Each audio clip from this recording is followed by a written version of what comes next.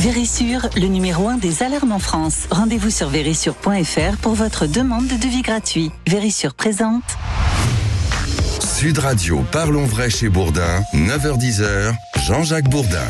Il est 9h31, la situation au Proche-Orient, les conséquences ici en France, en Europe, dans le monde, elles sont évidentes. Il y a des manifestations pro-palestiniennes ou pro-Palestine ou pro-Israël partout dans le monde actuellement. Cette division profonde en France également, évidemment. Hier, entre 15 et 30 000 personnes à Paris pour demander l'arrêt des opérations militaires d'Israël à Gaza, à l'appel d'un collectif réunissant des organisations marquées à gauche. Avec nous pour parler de cette situation, de la transposition finalement de la situation au Proche-Orient en France, Vincent Bringart, qui est avocat du comité Action Palestine. Bonjour. Bonjour. Merci d'être avec nous. Et Hector Lajoigny, avocat pénaliste à Versailles. Bonjour. Bonjour. Merci d'être avec nous tous les deux. Nous allons regarder cette situation. D'abord, en ce qui concerne la manifestation d'hier, on l'a constaté, manifestation condamnant Israël, mais pas de Allah Akbar, pas de... Bon, là c'était une manifestation pro-Palestine. Vincent Bringart. C'était une manifestation qui était parfaitement conforme à l'objet qui avait été déclaré et qui s'est déroulé sans... Rien à voir avec ce qui s'était passé jeudi dernier. Rien à voir, en tout cas. Alors, tout dépend du point de savoir si on se focalise sur certaines expressions qui ont été tenues ou si on se concentre sur l'expression du plus grand nombre. Mais effectivement, en tout cas, c'est une manifestation qui était parfaitement conforme à sa cause, à savoir défendre le peuple palestinien. Bien, défendre le peuple palestinien, comme il y a des manifestations défendant Israël qui sont organisées. C'est bien qu'on puisse organiser ces manifestations en France. Hector Lajoigny. C'est dans la droite ligne de la liberté d'expression. C'est normal que chaque opinion puisse s'exprimer. Une manifestation en soutien aux morts civils en Palestine, à mon sens, pose pas de difficulté. D'ailleurs, il n'y a pas eu de contestation tonitruante sur cette manifestation. Et ça s'est bien passé. C'est à souligner, parce qu'on souligne tellement quand ça se passe mal, que soulignons quand ça se passe bien. Bon, manifestation autorisée, c'est vous d'ailleurs qui vous êtes battu pour que ces manifestations soient autorisées, Vincent. Exactement, parce que de façon tout à fait contraire à ce que exige la loi, ce qui exige aussi nos engagements internationaux, eh bien Gérald Darmanin avait tenté dans un télégramme d'interdire de façon systématique les manifestations pro-palestiniennes. Et il écrivait dans ce télégramme les manifestations pro-palestiniennes parce qu'elles troublent l'ordre public. Donc vous avez véritablement une question de principe. Il partait du principe que par leur objet même, il y avait un trouble à l'ordre public. Donc nous avons introduit un recours devant le Conseil d'État et le Conseil d'État a rappelé ce qui était le droit, à savoir qu'il ne pouvait pas y avoir d'interdiction systématique et encore moins qui serait liée à l'objet même de ces manifestations, mais que en revanche, des préfets pouvaient parfaitement interdire au cas par cas, avec des indications extrêmement circonstanciées, des manifestations lorsque ils ont la démonstration. Logique, selon vous ? Logique, parce qu'on voit que ce sont évidemment aussi des thématiques qui peuvent générer des troubles à l'ordre public, et c'est encore une fois compréhensible, mais en revanche, effectivement, il doit y avoir une vigilance tout à fait accrue de la part des préfets. Maintenant, ce qu'on voyait, c'est que finalement, on était face à des interdictions sur des bases purement préventives, avec des troubles parfaitement hypothétiques à l'ordre public. Donc le Conseil d'État a rappelé la loi et par la suite, le tribunal administratif a notamment suspendu l'interdiction de manifestation place de la République, et donc désormais avec des manifestations qui sont autorisées sur le territoire national. Pas de drapeau de l'État islamique à Paris, hein. On en a vu à Londres ou ailleurs. Fort heureusement, et bien évidemment, ça fait partie des points des troubles à l'ordre public. C'est le moins qu'on puisse dire. Bien évidemment, d'infraction. Moi, je rejoins ce qui vient d'être dit par mon confrère. Il faut, pour interdire une manifestation, démontrer un trouble à l'ordre public. À partir du moment où il n'y a pas de drapeau de l'État islamique et d'appel au terrorisme ou que sais-je, l'ordre public n'est pas troublé en l'occurrence. Alors, exploitation politicienne de tous les côtés de ce qui se passe au Proche-Orient. Yael Braun-Pivet, qui est présidente de l'Assemblée nationale, qui victime depuis plusieurs années de nombreuses menaces antisémites pour laquelle elle a déjà déposé plusieurs plaintes, a accusé ce matin, c'était sur France Inter, Jean-Luc Mélenchon de lui avoir mis une nouvelle cible dans le dos en critiquant sa visite de soutien à Israël ce week-end, se disant très choqué. Qu'a dit Jean-Luc Mélenchon? Il était à la manifestation hier à Paris, pro-Palestine. Il a dit en montrant la foule, voici la France. Pendant ce temps, Madame Braun-Pivet campe à Tel Aviv. Le mot campe peut être discutable pour encourager le massacre, pas au nom du peuple français. Vincent Bringart, est-ce que Jean-Luc Mélenchon a mis de l'huile sur le feu cette fois. Il a probablement mis de l'huile sur le feu. Moi, je pense que véritablement, j'ai l'impression qu'on vit dans une société de bruissement, c'est-à-dire avec un ensemble de communications sur des sujets qui sont extrêmement sensibles par le biais de communications qui sont des communications extrêmement rapides, notamment sur les réseaux sociaux. Et c'est extrêmement grave aujourd'hui quand même de pouvoir commenter des sujets qui sont si sensibles, qui sont si nuancés, qui amènent véritablement un débat uniquement par le biais de tweets et dont vous savez que potentiellement ça peut éventuellement encourager de part et d'autre des réactions qui sont des réactions d'hostilité. Donc je crois que véritablement en fait ça doit amener une mesure de gravité, mais de part et d'autre de l'échiquier politique. Et effectivement, est-ce que cette réaction était appropriée ? On peut se poser la question. Mais maintenant, je crois que ça montre aussi, je veux dire, le niveau aujourd'hui, le nivellement vers le bas, du niveau aussi de nos responsables politiques, qui encore une fois font le jeu de ces petites phrases, qui font le jeu. D'ailleurs, pour aller dans votre sens, je crains ce débat à l'Assemblée nationale aujourd'hui. Je crains que les députés ne soient pas à la hauteur. Nous verrons bien s'ils seront à la hauteur. Mais je le crains. Alors, Yael Braun-Pivet ajoute, connaissant un peu Jean-Luc Mélenchon, je suis convaincu qu'effectivement le mot camper n'a pas été choisi par hasard, que le fait que je favorise les massacres, c'est à nouveau une nouvelle cible qu'on me met dans le dos. C'est très grave, c'est très grave. Mais moi, je pense qu'il n'y a aucun étonnement de la part de l'extrême gauche. Ils ont refusé d'employer le mot terrorisme. Ils ont refusé de condamner au départ, un certain nombre d'entre eux en tout cas, un certain nombre de responsables de la France insoumise. Et puis là, on a Mélenchon qui en remet une couche, on peut être attristé par la population civile gazaoui qui subit, mais on doit être scandalisé par ce qui s'est passé en Israël, et on doit ne pas oublier qu'il y a une population à Gaza qui prend des bombes sur la tête. C'est votre première affirmation qui n'est pas dans l'esprit de Jean-Luc Mélenchon. Oui. Voilà, c'est ça la difficulté. Et lui ne fait pas de nuance. Il estime que si on va en Israël, c'est forcément qu'on ait un soutien indéfectible de Netanyahou. Non, c'est faux. Bien, les propos de Daniel Obono, c'était ici mardi dernier. L'apologie du terrorisme. Parlons un peu de l'apologie du terrorisme, Vincent Bringart. Est-ce qu'elle est sous le coup, Daniel Obono, parce que le ministre de l'Intérieur a expliqué qu'il allait la poursuivre pour apologie du terrorisme. Apologie du terrorisme quand elle dit que le Hamas est un mouvement de résistance? Alors déjà, il faut rappeler qu'il y a un certain nombre d'infractions qui prohibent l'apologie et la provocation du terrorisme, qui avant étaient contenues, pour vos auditeurs, dans la loi 1881, donc c'était des délits de presse et des délits d'opinion, et qui pour la suite ont été transférés dans le droit pénal commun par une loi de 2015, en fait pour permettre notamment le recours aux comparutions immédiates, donc avec un traitement pénal qui est beaucoup plus sévère. L'apologie du terrorisme, c'est le fait de présenter sous un jour favorable une action terroriste passée, une action terroriste future ou un groupe terroriste. Pour le Hamas, en fait, toute la difficulté, c'est véritablement en fait le dissensus de la communauté internationale sur le statut du Hamas. C'est-à-dire que vous avez des pays, dont la France, qui peuvent considérer le Hamas comme étant une organisation terroriste. C'est également le cas de l'Union européenne, mais vous avez d'autres pays qui ne considèrent pas le Hamas comme étant une organisation terroriste. L'ONU ne considère pas le Hamas comme étant une organisation terroriste. Et de la même manière, vous avez un certain nombre de pays qui font une distinction entre sa branche armée et le reste du Hamas comme étant une structure politique. Donc c'est pour ça qu'en fait, lorsque on évoque cette question, je pense qu'il faut véritablement prendre en considération la précision des propos qui sont tenus. Parce que s'il ne fait guère d'ambiguïté aujourd'hui que les autorités françaises considèrent que, notamment, le massacre du 7 octobre est considéré comme un massacre de nature terroriste, c'est-à-dire c'est ce qu'a rappelé le Conseil d'État dans l'ordonnance que vous citiez tout à l'heure par rapport aux interdictions systématiques de manifester. En revanche, la question du Hamas en tant qu'entité globale, en tant qu'entité politique, peut se poser la question. Donc aujourd'hui, est-ce que une personne qui viendrait dire que elle donnerait crédit au Hamas de façon générale, est-ce que ça pourrait être constitutif d'une infraction pénale? Encore une fois, moi je parle d'un point de vue, je ne parle pas d'un point de vue moral, je parle vraiment d'un point de vue technique et juridique. Mais ne parlons pas d'un point de vue moral. Simplement, constatons, c'est vrai que l'ambiguïté de la France insoumise, pourquoi? Parce qu'elle n'a pas condamné, elle n'a pas parlé d'actes terroristes pour le 7 octobre. Voilà l'ambiguïté. Et l'ambiguïté de Daniel Obono, c'est qu'elle parle d'un mouvement de résistance, sans parallèlement parler de terrorisme pour le 7 octobre. Que dites-vous de votre côté, maître? Mais je dis que de dire que le Hamas est un mouvement de résistance, c'est porter un jugement favorable sur un auteur d'actes terroristes. Le massacre du 7 octobre n'est nié par personne aujourd'hui. Il a eu lieu, il y a eu des meurtres, des viols, etc. Oui. Et le terrorisme, c'est troubler l'ordre public par la terreur, notamment. Donc c'est véritablement un acte terroriste, en tout cas réalisé par un auteur terroriste. Et là, elle porte un jugement favorable.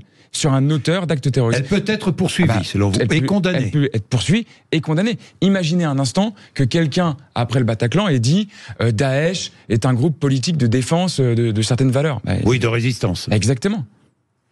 Est-ce qu'elle peut être poursuivie et condamnée, Vincent Alors, en Bringard? tout cas, ce qui est sûr, c'est qu'aujourd'hui, de toute façon, elle peut être poursuivie parce que déjà, il y a une subordination du procureur de la République à l'égard du pouvoir exécutif. Oui. Donc, je veux dire, il y a des questions d'indépendance qui feraient que de toute façon, ça n'empêcherait pas la poursuite. Maintenant, c'est pas tant la question des poursuites qui, encore une fois, peuvent être activées par le procureur de la République dans un contexte politique que chacun voit bien. Maintenant, je veux dire, d'un point de vue technique et juridique, en revanche, je pense que il serait extrêmement difficile d'y voir nécessairement une apologie du terrorisme, parce que contrairement par exemple à ce que mentionnait Daesh ou l'État islamique, il y a un consensus en fait de la communauté internationale, notamment sur la question de Daesh. Le Hamas, encore une fois, il faut regarder aussi son histoire politique. Il faut regarder aussi le fait que ça peut être à un moment donné un mouvement de représentation d'une partie de la population palestinienne. Et encore une fois, en fait, c'est en ces différentes composantes, parce que vous pouvez pas, je pense, effacer complètement. Et encore une fois, moi, je ne justifie rien en vous le disant. Je fais simplement en fait l'état des choses tel qu'il se trouve.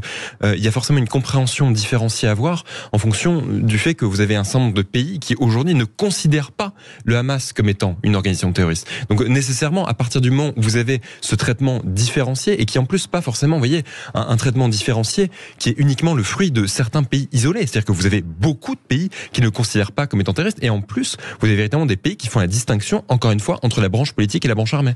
Mais moi je vois pas à quel titre, devant un juge français, devant un tribunal correctionnel, eh bien le fait de dire qu'il y a certains pays qui ne considèrent pas le Hamas comme une entité terroriste suffisent à excuser ou à exonérer Daniel Obono de sa responsabilité. Bien, nous allons, à propos de Daniel Obono, il y a aussi sa nomination. Oui, nomination comme juge devant la Cour de justice de la République, comme juge à la Cour de justice de la République qui fait débat. Est-ce qu'elle peut siéger comme juge alors que sa formation politique a porté plainte contre le garde des Sceaux? C'est une question juridique aussi intéressante dont nous allons parler après la pub.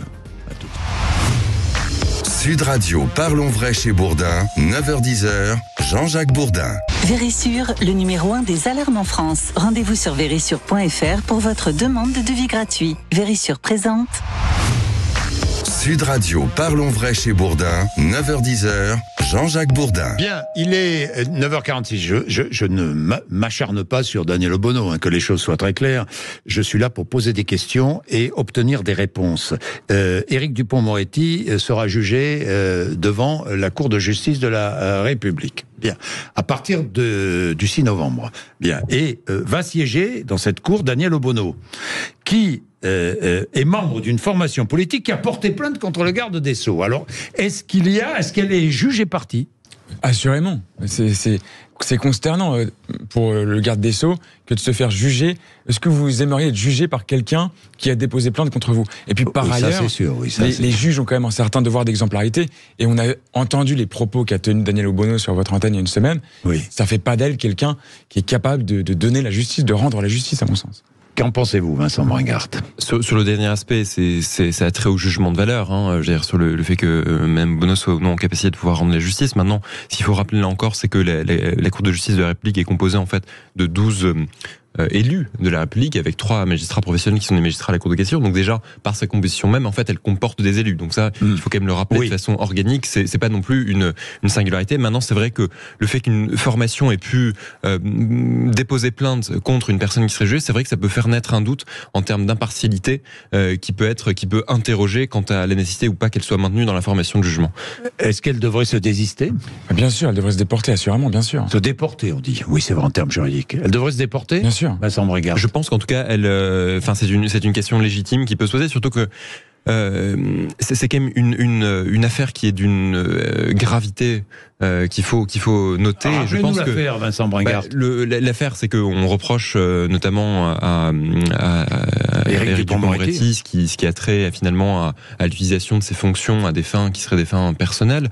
Mais ce qui est sûr, c'est que on voit bien qu'il pourrait y avoir en plus un risque d'instrumentalisation de la présence de Daniel Obono sur une éventuelle décision. C'est pas simple pour rendre la justice. Qui serait rendue. Franchement. Et ce serait dégrader une éventuelle décision de justice, vous voyez, que de la concentrer par la suite sur le fait que de toute façon, il y verrait forcément une décision politique. Donc je pense qu'en fait, de tout point de vue, c'est vrai que de façon, par précaution, un déport pourrait être légitime.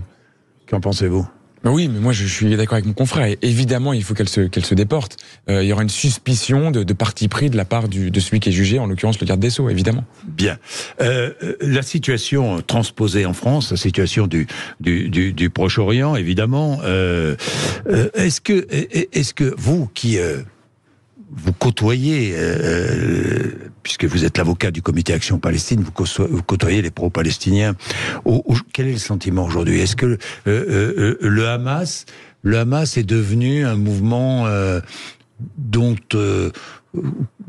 on se glorifie ou pas dans les milieux palestiniens ?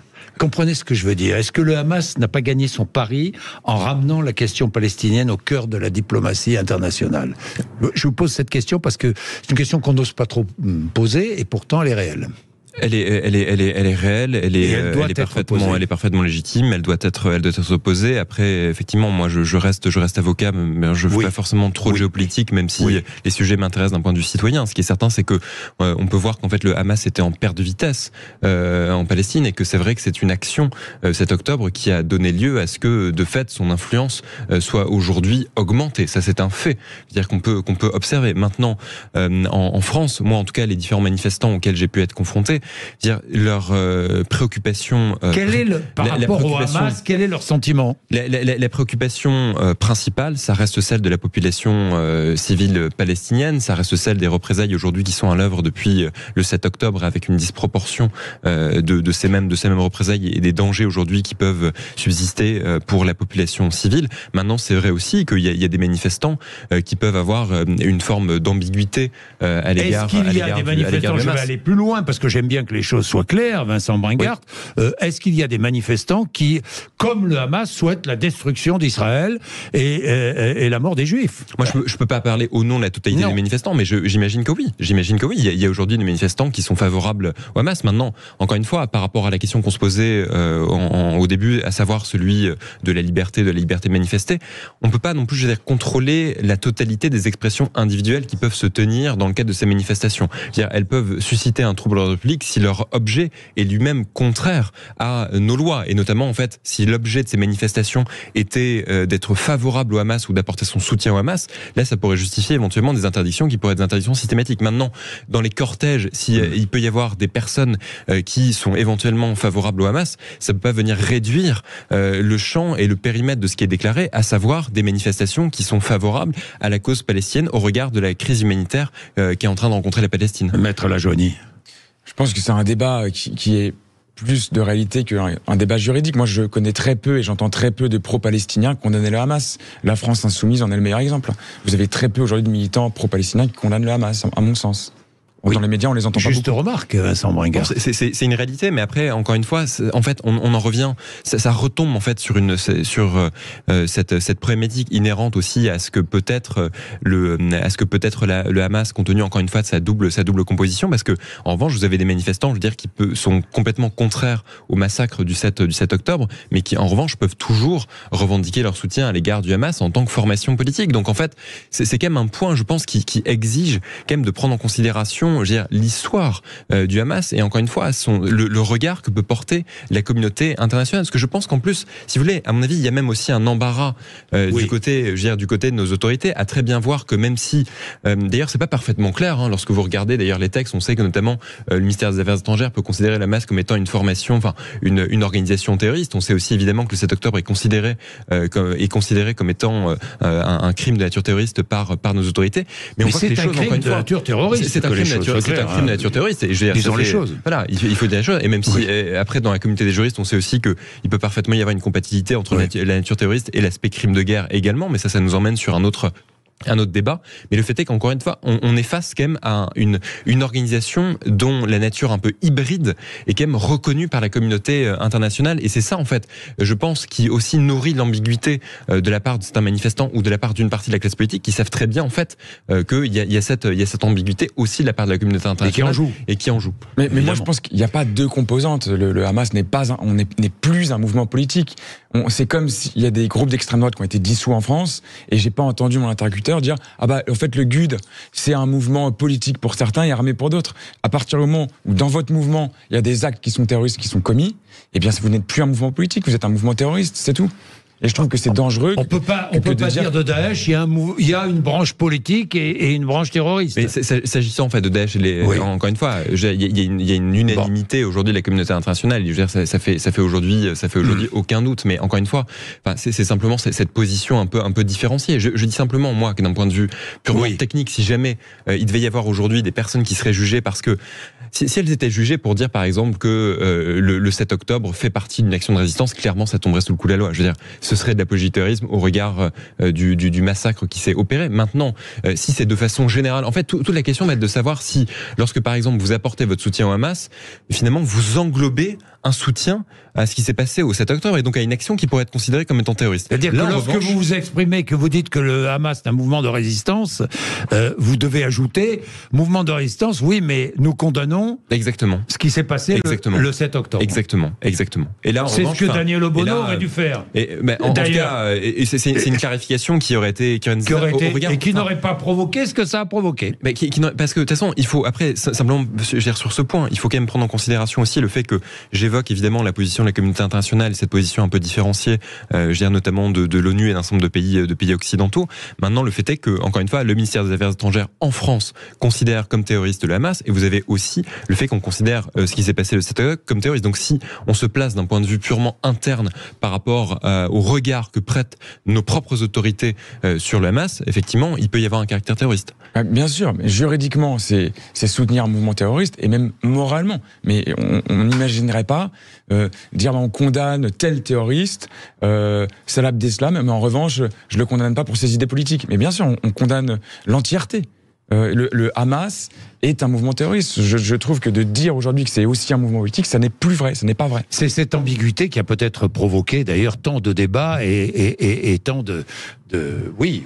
Mais c'est l'extrême gauche. L'extrême gauche est mal à l'aise par rapport à ça. Vous avez en plus l'extrême gauche. Vous avez, mais que simplement, enfin, moi ce qui me dérange un peu, c'est d'effacer quand même cette position un peu divisée de la question, enfin sur la question du Hamas que prête quand même la communauté internationale, parce que vous pouvez pas non plus effacer les raisons pour lesquelles vous avez d'autres pays qui ne le considèrent pas comme étant terroriste. De la même manière, d'ailleurs, vous avez des médias qui n'utilisent pas. Oui, mais est-ce qu'il n'y a pas une volonté d'effacer de tous les côtés? Est-ce qu'il n'y a pas une volonté d'effacer justement? En tout cas, peut-être que ça doit donner lieu à une évolution du regard que peut porter la communauté internationale sur la masse au regard de ce qui s'est passé le 7 octobre. Mais encore une fois, je pense que pour venir caractériser de façon manifeste une apologie du terrorisme, ça nécessite aussi d'avoir une intention qui soit elle-même manifeste. Donc à partir du moment où, encore une fois, vous pouvez avoir un débat qui est existant au sein de cette communauté internationale sur la question du Hamas, il peut y avoir aussi un débat devant les juridictions internes. Vous avez 20 secondes. Mais pour moi, il n'y a aucun débat.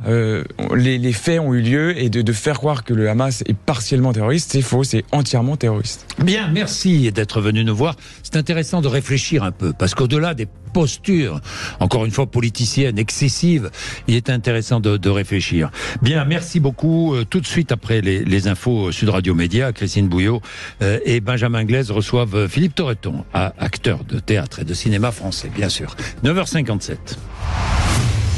Sud Radio, parlons vrai chez Bourdin, 9h-10h, Jean-Jacques Bourdin. Avec Vérissure, le numéro 1 des alarmes en France. Rendez-vous sur vérissure.fr pour votre demande de devis gratuit.